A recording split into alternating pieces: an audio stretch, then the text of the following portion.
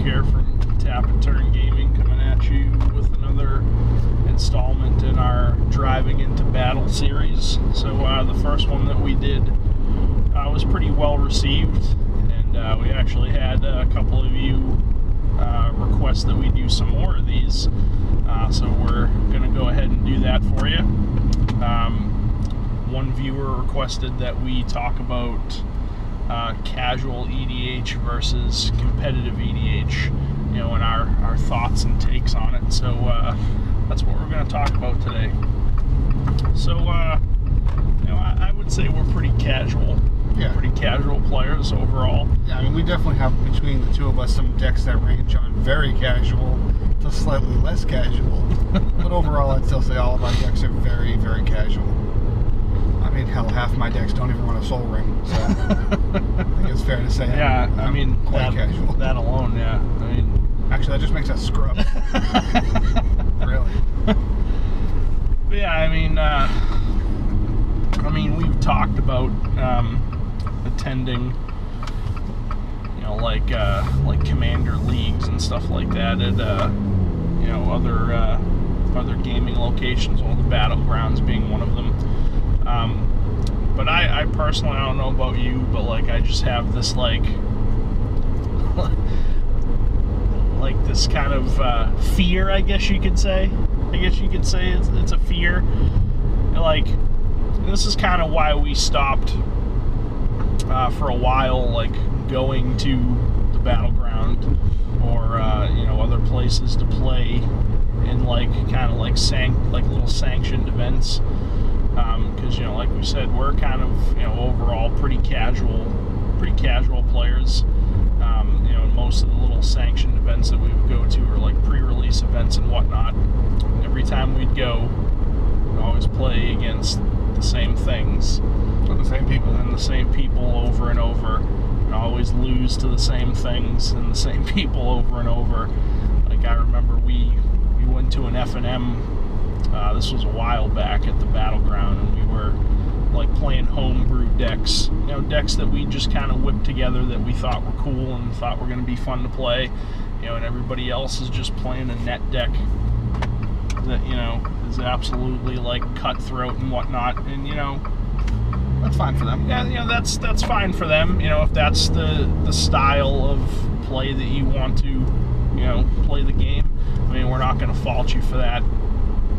Just it kind of got a little stale after a while, always seeing the same things over and over and over, and pretty much always losing to the same things over and over. So I personally kind of have this fear that if we go to the Battleground or some other place to play in a commander league or some sort of commander tournament, that everybody's just going to be playing cutthroat decks that just win turn three or whatnot.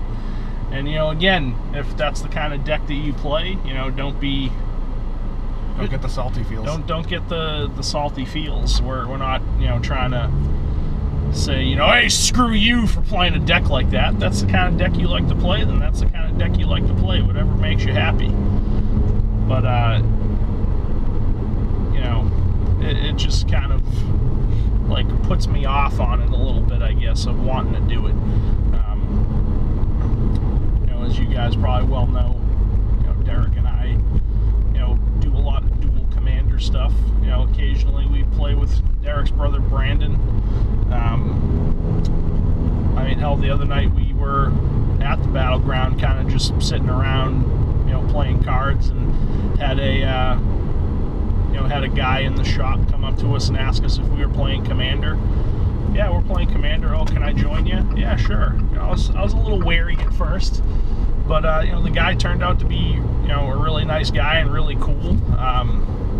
His name eludes me at the moment. I want to say it was Dan. I believe you're right. Yeah, it was Dan. So shout out to Dan. Yes. But actually, that you said that Dan was a good example of someone who had a casual and a competitive deck. He played 2 games with us. The first game he played a Mazarek deck. Yep. He played Mazarek. and it was a long game, drawn out. I came up victorious, but his deck was, you know, clearly fairly casual, I'd say, meant to have fun. And after we played that game, he said, "Oh, I'll play another one." He whipped out his Maelstrom Wanderer deck and defeated both of us by turn 4.5, 5. I don't know. Yeah. And that to me was more of like the competitive style when he dropped like a Mana Crypt and a Soul Ring, and All in the same turn. all in the same turn. But you know, even though he had that style of deck, you know, his like actual kind of like attitude and demeanor, you know, wasn't like some of the people that you see out there where like they're so like spastic and like, I don't know, kind of just like mean overall, I guess you could say. One of the things I also liked about the way he presented himself and the way he presented his decks is he more or less told us going into the Maelstrom deck, this is a deck that wins hard and fast. So when it did that, I wasn't salty about it. Like he more or less told us going in that this deck is meant to win. So he more or less laid out for us that this is a more competitive deck. And I think that's a big part of the casual versus competitive thing is when you just go in against a bunch of people you don't know who are playing casual decks with your competitive deck and you don't say anything. You don't tell them that, hey, this is a pretty cutthroat a pretty cutthroat competitive deck. You're going to give them the salty feels. You know, if you go in saying that ahead of time, like, oh, hey, you guys playing some Commander? Yeah. Oh, do you mind if I jump in? Yeah, sure. I have a pretty, you know, aggressive competitive deck. Is that cool with you guys? And if they say, yeah, sure, then, you know, they just gave you the keys of the kingdom. Do what you got to do. But I think it's, you know, more polite and, you know, adultly to lay that out ahead of time and not just try to sneak in this hyper competitive deck and just, you know, pwn some scrubs. Oh, I know. But yeah, you know, and after the fact, you know, after he like beat both of us on like turn 4 or 5, very handy. Yeah, very handy. Like I hadn't even played a spell yet. Well, actually, no. I think I cast a Cultivate. I think you did, yeah. And then the turn after that, I was dead. It was time to die. But yeah. And I was playing my Toshiro deck, and I still killed like 3 of his creatures. It didn't matter. Yeah, I was playing General Tazri, and she basically didn't do anything. But Commanded no troops. Well, yeah, it's hard to come back from like on his turn 1, like Mana Crypt, Soul Ring, and then like I think he dropped like a Hero's Blade or something like that. I think you're right, yeah. And Mana Crypt, Land, Soul Ring, Hero's Blade, and then from there it was just like, You're dead. you know, you're basically dead at this point.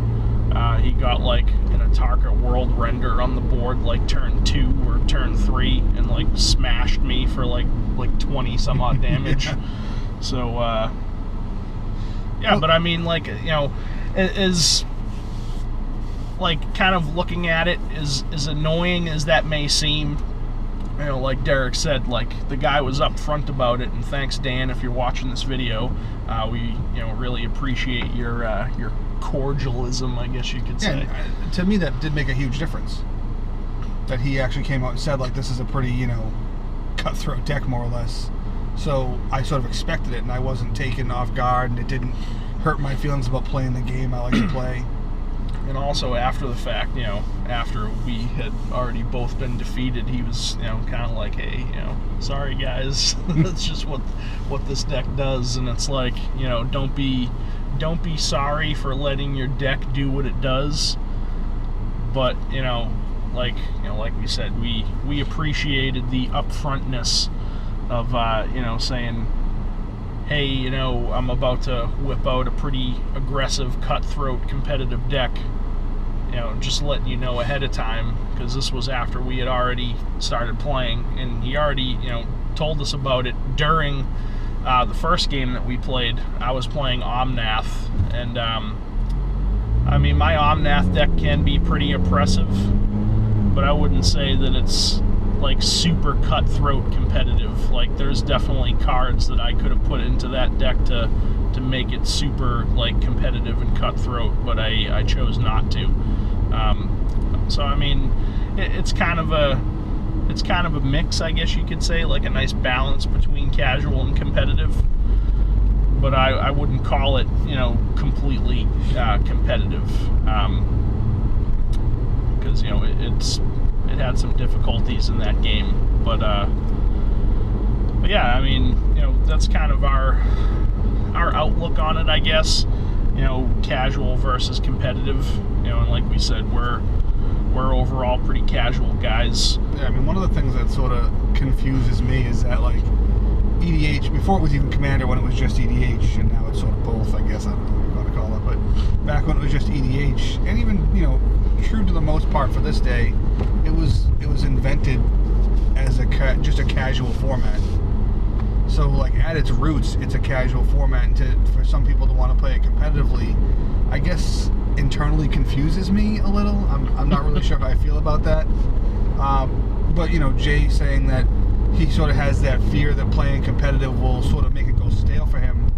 For me, like, I have a lot of fun building decks around a general that thematically makes sense for that general. Being it a tribal general, or, when I pick a general with a certain theme, and I stick to that theme, and I play cards that are probably less good than I could to stick to the theme. Absolutely. I have a fear, I guess myself also, that if I started playing competitive, then I would have to now go ahead and build a competitive deck, and I'm not going to build a deck like to theme or to tribe or something like that, and that it would sort of warp how I play the format, and in turn also make it go stale for me. I guess the whole, like, competitive side of it just sort of, I guess it sort of confuses me a little bit, because the format was based on being casual. Although I have seen some places that do Commander leagues not based on who wins, but based on points for doing things. Like, you may get 5 points if you control 100 creatures in a turn, or if you do 100 damage to someone in a turn, you may get points.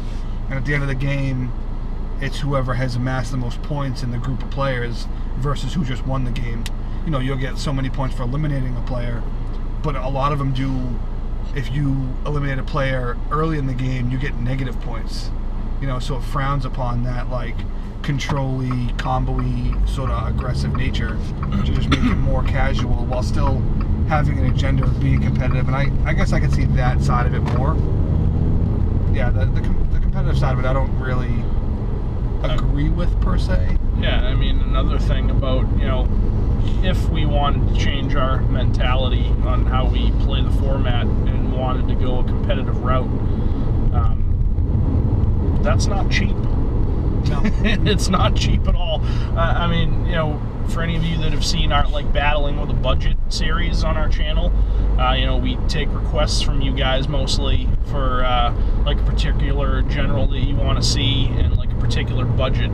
If you don't give us a budget, we'll usually stick to, like, $50 and under. But, just the other day, Derek did a Kozilek, the Great Distortion deck, for under $150. So,